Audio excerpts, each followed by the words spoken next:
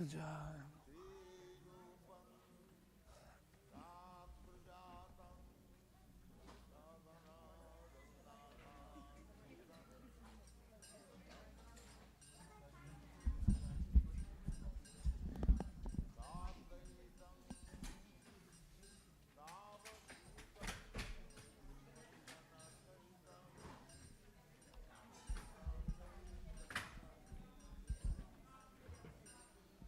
हरे कृष्ण। करता ले लो, कीर्तन बंद कर दो, कीर्तन चल रहा है।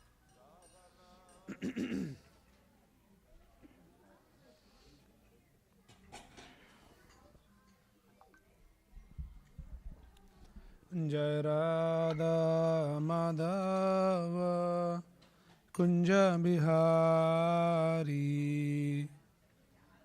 राधा माधव कुंज बिहारी, जय गोपी जन वल्लभ गिरिवरधारी, जय गोपी जन वल्लभ गिरिवरधारी, यशोदानंदन ब्रज जन रंजन, यशोदानंदन ब्रज जन रंजन, जमुना तीरावनचारी, जमुना तीरावनचारी, जय राधा माधव कुंज बिहारी, जय राधा माधव कुंज बिहारी, हरे कृष्णा कृष्ण कृष्ण हरे हरे, हरे राम राम राम हरे हरे, हरे Krishna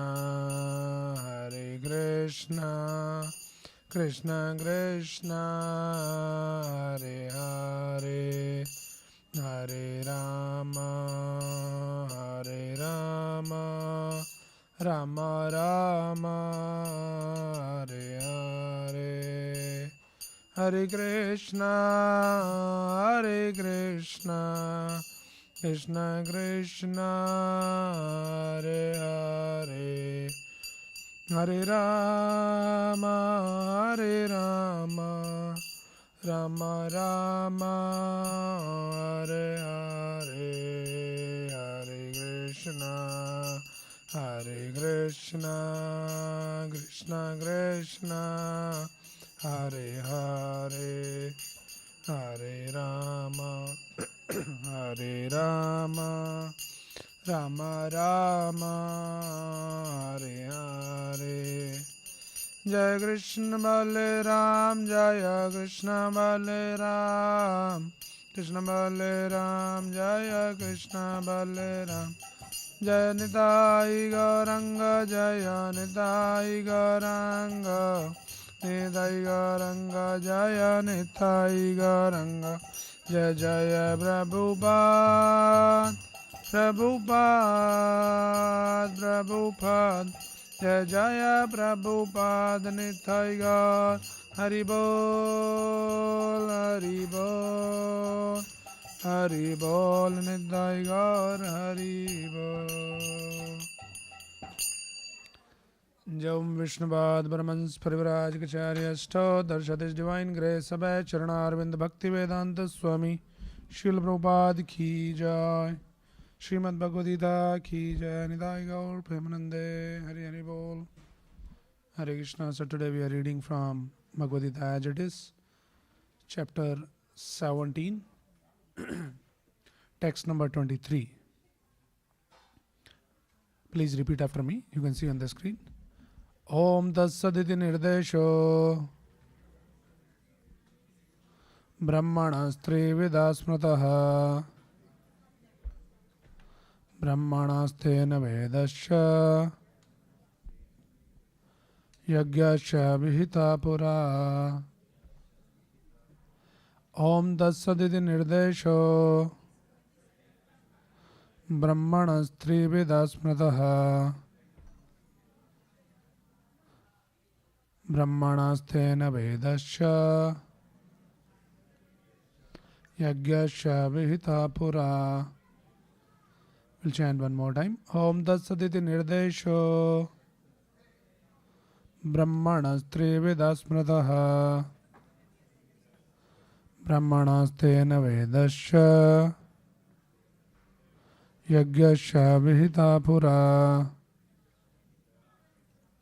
Translation and purport by His Divine Grace, A.C. Bhaktivedanta Swami Srila Prabhupada. Jai Srila Prabhupada. Translation. From the beginning of creation, the three syllables Om Tat Sat have been used to indicate the Supreme Absolute Truth, Brahman. They were uttered by Brahmanas while chanting Vedic hymns and during sacrifices for the satisfaction of the Supreme. Please repeat after me the translation. From the beginning of creation, the three syllables Om Tat Sat have been used to indicate the Supreme Absolute Truth, Brahman.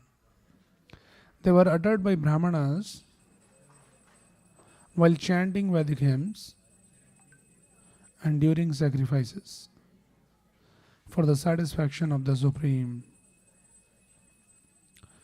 Purport. I'll just read the purport and then we'll have our discussion. So please pay attention. Hare Krishna, Prabhu. Spend in silence, all the kids.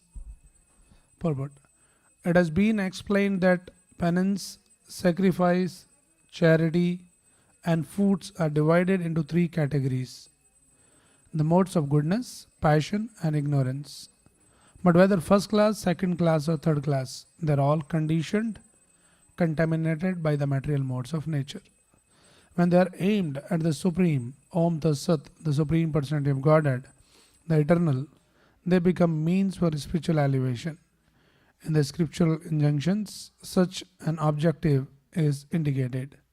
These three words, Om Tat Sat, particularly indicate the Absolute Truth, the Supreme Personality of Godhead. In the Vedic hymns, the word Om is always found. One who acts without following the regulations of the scriptures will not attain the absolute truth. He'll get some temporary result, but not the ultimate end of life. The conclusion is that the performance of charity, sacrifice, and penance must be done in the mode of goodness. Performed in the mode of passion or ignorance, they are certainly inferior in quality. The three words Om Tat Sat are uttered in conjunction with the holy name of the Supreme Lord. Example, Om Tad Vishnoho. Whenever a Vedic hymn or the holy name of the Supreme Lord is uttered, Om is added. This is the indication of Vedic literature. These three words are taken from Vedic hymns. Om iti etat brahmano nedistham nama indicates the first goal.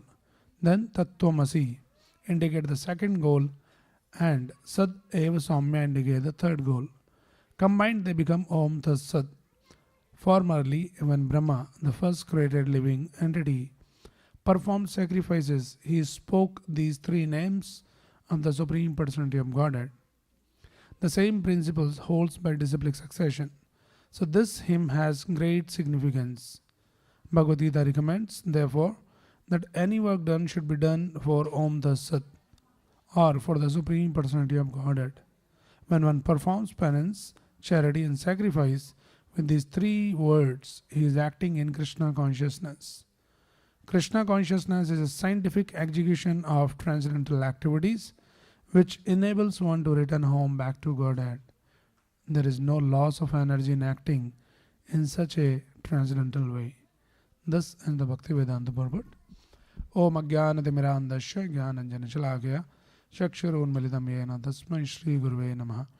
Nama Om Vishnupadaya Krishna Prestaya Bhutale Srimade Bhaktivedanta Swaminiti Namine Namaste Saraswate Deve Gauravani Pracharine Nirvisesha Shunyavadi Bhashanta Deshadarine Jai Shri Krishna Chaitanya Prabhu Nityananda Shri Advaita Gadadhara Shri Vasadi Gaura Bhakta Vrinda Hare Krishna, Krishna Krishna, Hare Hare, Hare Ram, Ram Ram, Hare Hare. Hare Krishna. So welcome all the devotees for today's Bhagavad Gita session.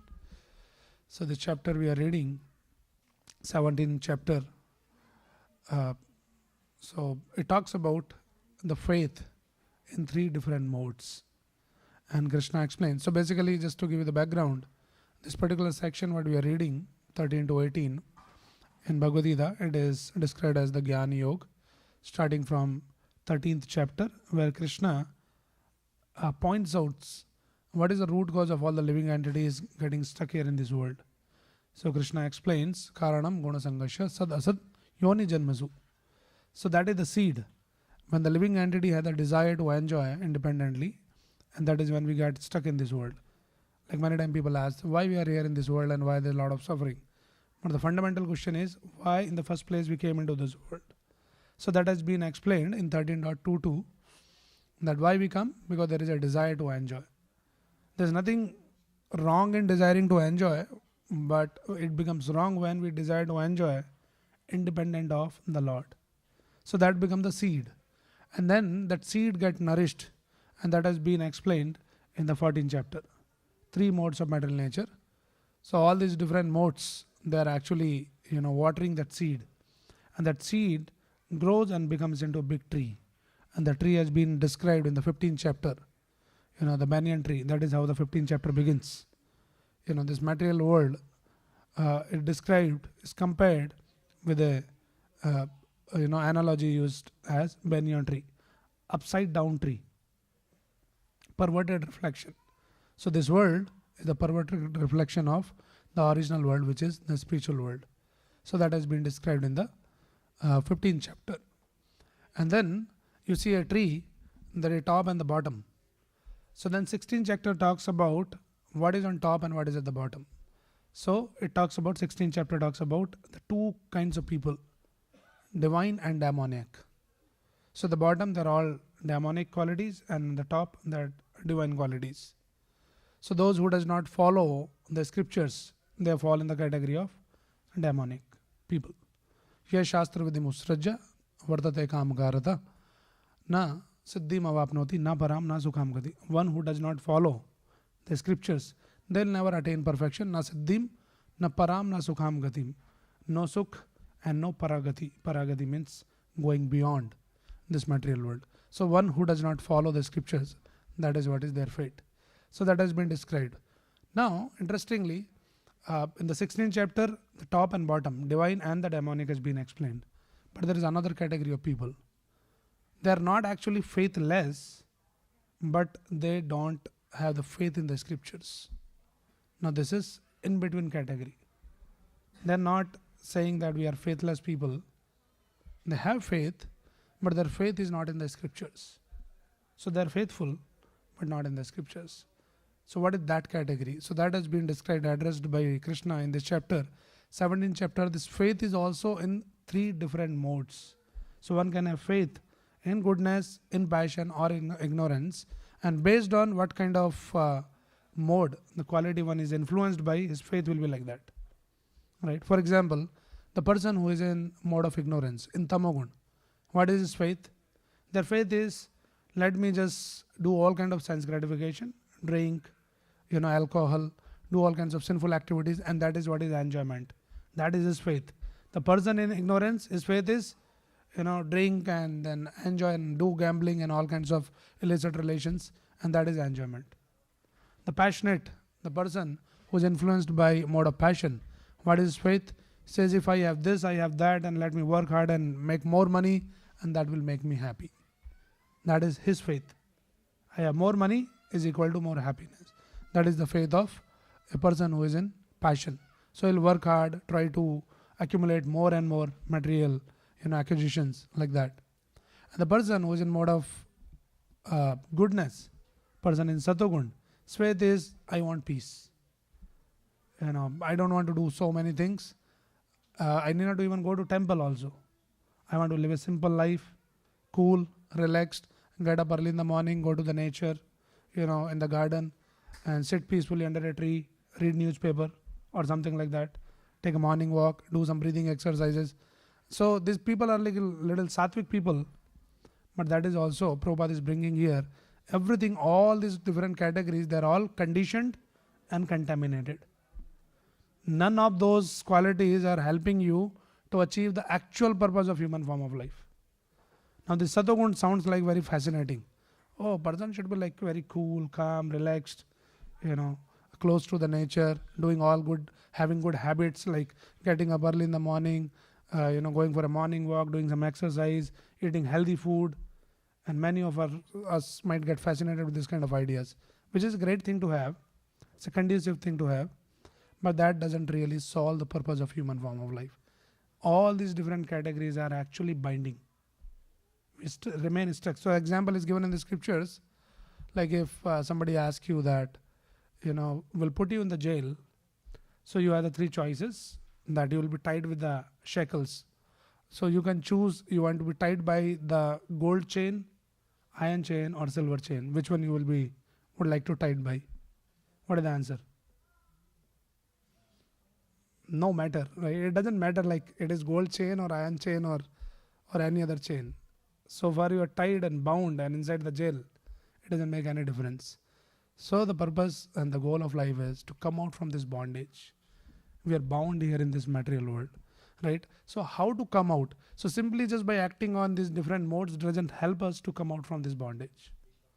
So that is why, so this chapter is talking about different categories of faith, and gradually Krishna what is doing is he is helping us to gradually improve our faith. So there are different categories. Like one category is faithless people. They'll do whatever they want to do. They doesn't care about anything or anyone. This is faithless category. Second category is they are faithful, but their faith is non-scriptural. Their faith comes from some family tradition, or we believe in theirs, and then kind of society they are growing up. Some traditions have been followed, but there may not be any backup from the scriptures. They just follow something, right? So they are faithful, but it is non-scriptural faith. So faithless, the next category is non-scriptural faith, and then you become faithful and have some faith in the scriptures. But now interestingly, all the instruction in the scriptures and following all those instructions, they are not considered as transcendental, because the scriptures are also divided into various categories: karma kand, gyan kand, and upasana kand. Karma kanda is also the injunctions, the instructions in the scriptures, and one follows karma kanda. You do this, you will get this. You worship this devata, this god, do this fasting, do this vrata, this austerity, something, go to this place, something like that, and then you'll get that. So that is a faith, and somebody is sincerely following will get benefited, but that benefit is still on a material platform. So what is the highest thing which has been offered and recommended in the scriptures? It is better to be faithful than the faithless, but every faith is not the transcendental faith. Transcendental faith is the highest thing which our scriptures offered. And that faith is that Krishna says, Sarva dharman paritaja mam ekam sharanam raja. You just surrender unto me, I'll take care of everything. That faith, that is what is the transcendental faith. So Krishna, through Bhagavad Gita, what he's doing, he's taking one through this journey. We might be coming from faithless background or some non-scriptural faith. Gradually we come into the scriptures, and then we have to reach at the transcendental faith level. Right? How to attain that? So this has been described in this chapter here, what we are reading today. Om Tasaditi Nirdesho Brahmana Trivida Smrataha. All these Brahmanas Tena Vedasya. The Brahmanas, whenever they perform any sacrifice, any charity or anything they do, the Brahmanas were trained to chant these three words, Om Tat Sat. So when they chant, as soon as when they do something and they chant these mantras, Om Tat Sat, immediately it takes them towards transcendental faith. It is connecting them to the supreme absolute truth. So that is the process has been given in the scriptures. So let us understand now what are these three words, Om Tat Sat, from where it is coming. Some of these words we are all familiar, and I'm sure that all of us are familiar with this Om. Right? It's a very common thing. People sometimes they do some meditation, you ask them what you do. Say I close my eyes and I chant Om long, and then people keep practicing and all of that. What is this Om actually? So this Om is referred to the Supreme Absolute Truth, right? But now the Supreme Lord uh, is being addressed and described in two different ways. One is like the primary names of God, the Supreme Lord, and one is secondary names. What it means, primary names and secondary names? So primary names means like God has many names, innumerable names based on his Janma, his Leela, his Gun, Naam, Rupa, Guna, Leela. So based on that, various names are there. So all those names which is in connection with Lord's Janma, like Naam, Rupa, Guna, Leela, they're all called primary names of God. Like say for example, we call Krishna. Now Krishna is like a very personal name of the Supreme Lord. And we call Krishna with various names like Yashoda Nandan, Nandanandan, and like that. So these are all Girdhari. So these are all in connection with some of his devotee or some of his Leela, some pastimes. So like that, these are all primary names of the Supreme Lord. But there is secondary names also. Like if God is addressed as say Bhagwan. Now this is actually not personal name of God. Bhagwan is the feature. Right. Or we call the God as Ishwar. Now Ishwar is not primary. Ishwar means one who is a controller. But still you doesn't get the idea who is that controller. So God means controller. But who is the controller? That you don't know. Alright. Like also another name, just to understand better.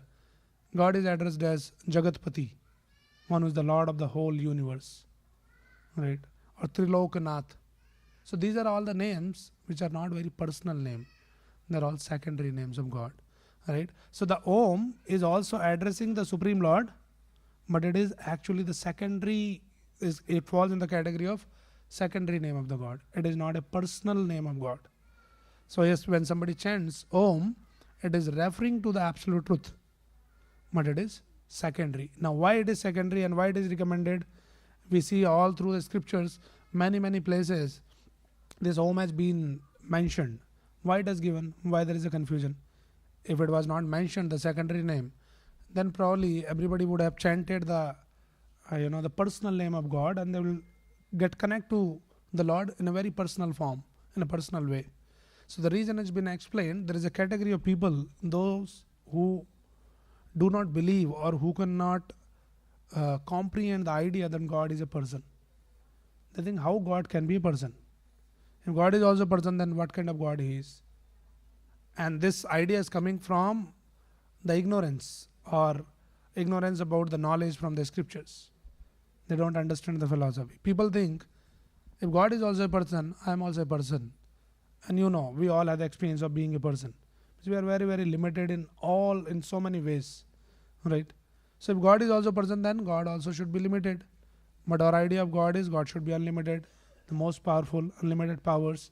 But if God is a person, then it doesn't sound like he can be all powerful and something like that.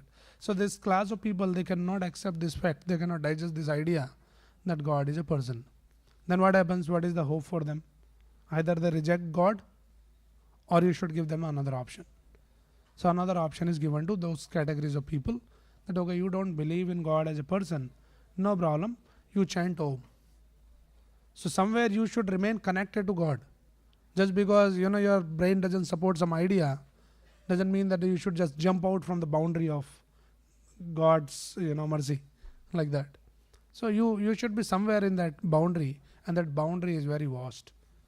God is not limited to in just one way of addressing him. In so many different ways God can be addressed, worshipped, and one can feel connected like that. So this Om is coming from there. And this Om is actually, you will find in not only in our Vedic tradition, but in all the tradition. So Om is the origin, and Krishna also talks about this Om in the Bhagavad Gita. He says Om is basically the impersonal form of the Lord. So it is impersonal form of Krishna only, but for that you have to understand Bhagavad Gita properly. So you'll understand, okay, I am addressing Krishna only, but it is a different, not impersonal, we can say non-personal. Wherein you are not addressing God as a person, but Om, some energy is there, some power is there, like that. So that is the way. And in Vedic and various other traditions also, like if you see in Christianity, they address the Supreme Almighty is omnipotent, omniscient. So you'll find there also omni. So actually that is the origin. So Om is the origin of the various other traditions also. Even in the Islam also, they use the different words like something like, they use this word Amin. I don't know the meaning of what is the Amin, but they use this word. So this Amin is also coming from Om, Ami. So like that.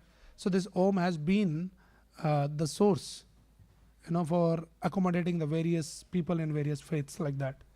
So this Om, so this verse is saying this Brahmanas has been, whenever they do any austerity, any sacrifice, any charity, they chant this Om TAT SAT because they understand this Om is referring to the Supreme Lord.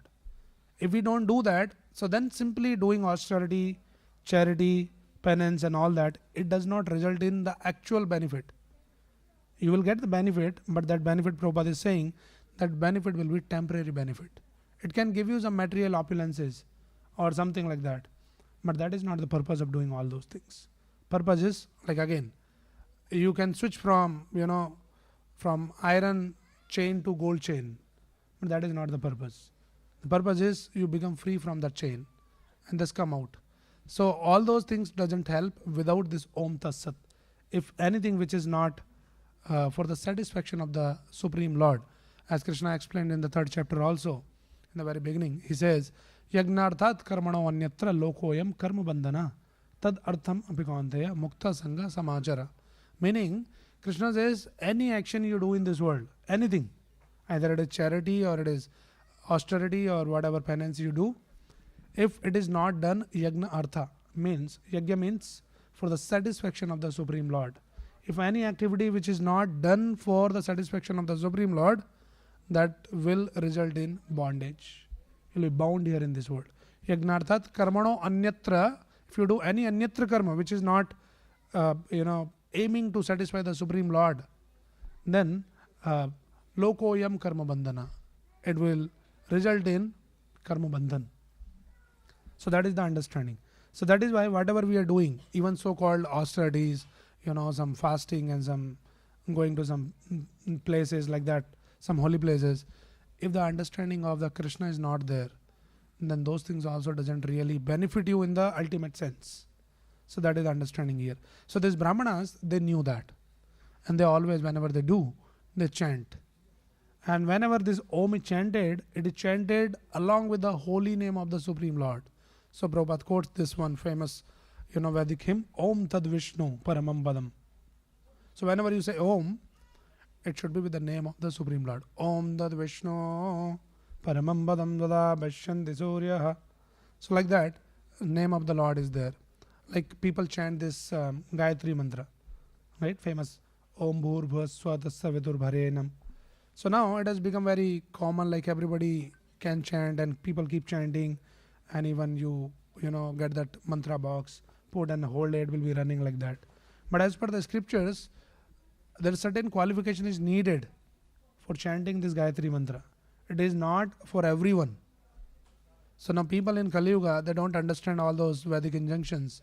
They say it is okay, this is like, oh I like this, I like that, I like Om, I like Gayatri mantra, I like something. It is not about what you like. It is about what you are supposed to do in a bona fide way. So one should take the guidance from a bona fide guru and get trained, and then under the guidance of bona fide teacher in the association of devotees, one should practice all this chanting of the mantras. Not randomly what you like and you pick, and there's a lot of aparadh, lot of offenses unconsciously happens. So it doesn't result in any benefit, but it becomes counterproductive. So this Gayatri mantra is not recommended. So that is why Prabhupada actually always says that in Kali Yuga, the special mercy of Chaitanya Mahaprabhu has been bestowed.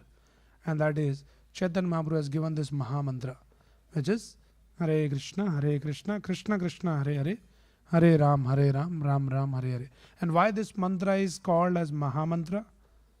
Because this mantra is given by the Lord personally in the form of Chaitanya Mahaprabhu comes, and Lord personally gives.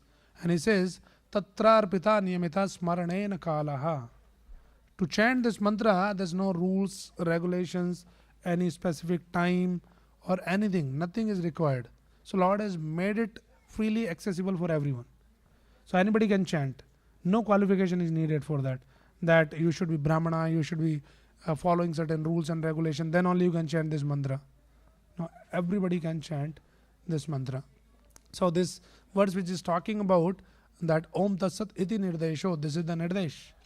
Then one should chant Om Tat Sat. But then to chant all this Om and all of that, some qualifications are needed. Then we are stuck again. So what is the easy way for us to achieve this? So easy way is that we can chant Hare Krishna, Krishna Krishna, Hare Hare, Hare Ram, Ram Ram, Hare Hare. Nam Namakari Bahuda Nij Sarva Shakti Tatrar Pita Niyamita Smarane Kalaha. So Krishna is describing, Chaitanya Mahaprabhu is describing that Krishna has invested all his potencies in this holy name. Bahuda Nij Sarva Shakti. All the Shaktis of the Lord has been invested in these names. And when we chant Hare Krishna mantra, we have direct access to all the potencies, all the blessings of the Lord. So this is what has been recommended here. So this is Om Tat Sat. Anyway, let us a little bit understand a little more. So talking about this Om. So Om is the impersonal understanding of God, and we discussed about why this is given. And then another word is Tat. So then Prabhupada is basically quoting from various, Vedanta sutras. So this Tat word comes from this aphorism which is says Tattvamasi. And now this most, it is the most distorted understanding this Mayavadis give. And they keep quoting this. What is the understanding of the Tattvamasi? Mayavadis, these are like some of the favorite items of all the Mayavadis, impersonal people. They will be keep quoting all this. So they say, the scripture says Tattvamasi, meaning I am that. Tat Tvam Asi, I am that. Means, I am that means I am that God. So where is God? I am that God. So that they try to explain, they bring this understanding that you not to go and search for God anywhere out. You yourself is God. Now this is the most distorted understanding from the scriptures. We are not God. But this is impersonal understanding. What is the Vedic understanding of Tattvamasi? If we remove this Mayavadi understanding, the devotee, they say Tattvamasi means I am not that, I am His. And that is what has been supported by Krishna. In the 15th chapter he says, Mame Vamsho Jiva Loke Jiva Bhuta Sanatana. All the living entities, they are my part and parcel. So this is the right understanding that I am not God. What I am, who I am part and parcel of God. So that is the understanding. Right? These Mayavadis, the Shankara's followers, so they say that I am God, you are God, everybody is God, we are all one, we are all Brahman. So there's a nice story like, one time this, the follower of Shankaracharya who were trained into that we are all Brahman, we are all one. So when he was going through the forest, one tiger started chasing, and then he soon realized that tiger is chasing. So this person started running, and and then he was running. He says, I cannot outrun this tiger. I have to do something. So immediately he climbed on the tree. And then he was sitting on the tree. This tiger was also waiting. But tiger didn't have much patience. Then he left. Then he got down. Then some of the followers who saw him that you are running and you climbed on the tree say, but your understanding is that everything is one. We are all Brahman. So you are Brahman. Tiger is also Brahman. You are all one. Then why you are running from the tiger? Right? Then what is the explanation to this? So he gave the explanation. Yes, I am Brahman, tiger is Brahman, and they say that Brahma Satyam Jagat Mithya. So all this is all Mithya. What is Satyam is? Brahma is Satyam. So I am Brahman, tiger is Brahman, so all other things is Mithya. So he said, then why you are running? You are all one only. He says, no, this is all Mithya. Even my running is also Mithya. And my climbing on the tree is also Mithya. So actually speaking, you start asking them the questions. They won't be able to answer certain things. Because this understanding is not the right understanding. It's not the correct understanding that we are all good, we are all like one, we are all God. That is not the understanding. We are part and parcel of God. So Prabhupada is quoting, this Tat is coming from that. Tattvamasi. It indicates the second goal. Tat means referring to the Supreme Lord. And we are part and parcel of that Supreme Lord. And then Prabhupada says, another one, the third one. Okay, Om Tat Sat. Okay, so Tat is coming from Tattvamasi. And Prabhupada actually explains in every single opportunity when he hit on this kind of misconceptions. People said, I am God, you can become God, we all can become God, and like that. But that is not the right understanding. People are misguided by this kind of understandings like that. So when scripture says that we become one with the Lord, and this kind of instructions you'll find in the scriptures, but then our acharyas give the understanding, you don't become one with the God in terms of that you dissolve your identity, you dissolve your existence. But being one with God means you become one with the desire, with the will of the Lord. Like you harmonize your desire with Lord's desire. Whatever Krishna says, I'll just do that. Karishye vachanam tava, as Arjuna said. So whatever Krishna's desire, that is my desire, no other desire. Then you are one with God. So that is the right understanding. Right? Mayavadis, they give this analogy. They say that all the rivers, they are coming and they are merging into ocean. And once the river merges into the ocean, then it loses its identity. Like you are all one now. You cannot make out that which water is river water, which water is ocean water. So this is the analogy, and people say, oh yeah, that makes sense. But now our Vedic understanding, like Vaishnava understanding is, yes, we all come and merge into God, but in the rivers, their aquatics are there. So despite merging, still they don't lose their identity. They still float and enjoy in that water. So like that, we are all here, different aquatics, and we go with Krishna, we go to the Lord in the spiritual world. We don't merge, we don't dissolve our identity, but we engage in the service of the Lord as a very individual being. And we serve the Lord in your personal way, and then you enjoy there. So that is the right understanding of this Tattvamasi. And then Om, Tat and Sat. Sat comes from this aphorism, Sad Eva Saumya. That indicates the third goal. Means, says, Lord is eternally existence. So that is the understanding of the word. So when somebody chants Om Tat Sat, you are referring to that Supreme Lord, that Om is that Supreme Lord, and who is eternally existent. As Brahma Samhita also explains, Ishvara Parama Krishna Satchidanand Vigraha Anadiradir Govinda Sarvakaran Karan. He is eternally there, Anadiradir Govinda. The Supreme Lord has no beginning, no end. And in fact, in the Srimad Bhagavatam also, in the Chaturshloki Bhagavatam, it has been explains, Ahem Evasam Evagre. The Lord is there, Evagre. Before the beginning of creation, He was there. Even when there was a creation was not there, Lord was there.